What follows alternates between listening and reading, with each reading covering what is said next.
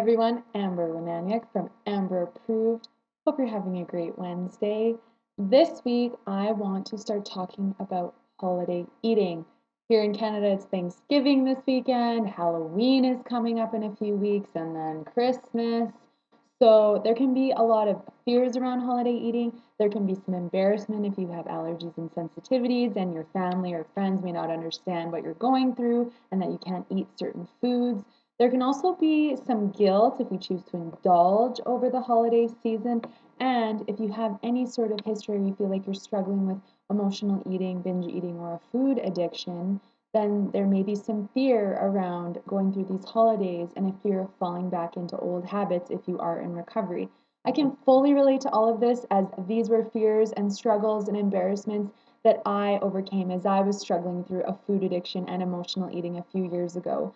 I always went to my families and was worried because I didn't want them to judge me for having these allergies and sensitivities. At the time, nobody in my life knew that I had a food addiction, and people would always ask questions when all I put on my plate was some turkey, potatoes, and peas. I also didn't want to feel guilty if I did indulge, and it took me quite a long time to get over that and get to the point where I realized, wow, I'm only human and I do deserve to indulge a little bit. That being said, it is important if you are feeling vulnerable around food and that certain things may feel like they're going to trigger you, that you don't just stand alone and don't reach out for support and help to get you through these kinds of holidays, or it could be parties, occasions, social settings, and outings.